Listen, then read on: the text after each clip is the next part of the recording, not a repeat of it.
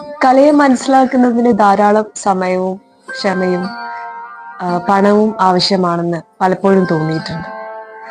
സമൂഹത്തില് തീരെ പ്രിവിലേജ്ഡ് അല്ലാത്ത മാർജിനലൈസ്ഡ് മൈനോറിറ്റി കമ്മ്യൂണിറ്റിയിൽ നിന്ന് വരുന്ന ഒരാൾക്ക് കലാമേഖലയിൽ എത്ര കാലം ഉറച്ചു നിൽക്കാനാവുമെന്നത് വലിയ സംശയമാണ്.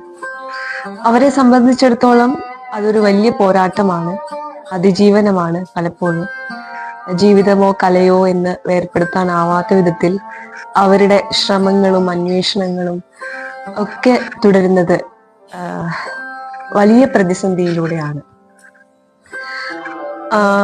ഒരു മെയിൻ സ്ട്രീം കലാ മേഖലയിൽ പലപ്പോഴും ഒരു ഡെഡിക്കേഷൻ, കമ്മിറ്റ്മെന്റ്, പെർസവറൻസ് അതൊക്കെ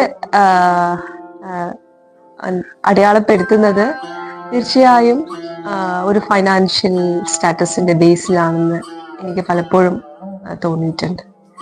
അപ്പോൾ ചില മാനദണ്ഡങ്ങളുണ്ട് ഒരു കലാകാരനെ നിർണ്ണയിക്കുന്നതിൽ, അല്ലെങ്കിൽ ഒരു മെയിൻ സ്ട്രീം ആർട്ടിസ്റ്റ് എന്ന് അടയാളപ്പെടുത്തുന്നതിൽ തീർച്ചയായും ചില മാനദണ്ഡങ്ങളുടെ പുറത്താണ്.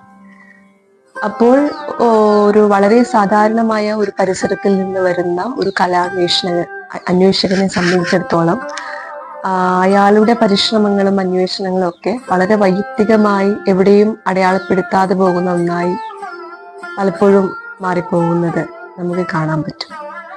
അപ്പോ അവരെ സംബന്ധിച്ചിടത്തോളം അത് തന്നെ വലിയൊരു പരിശീലനവും സാധകവുമാണെന്ന് മനസ്സിലാക്കാം.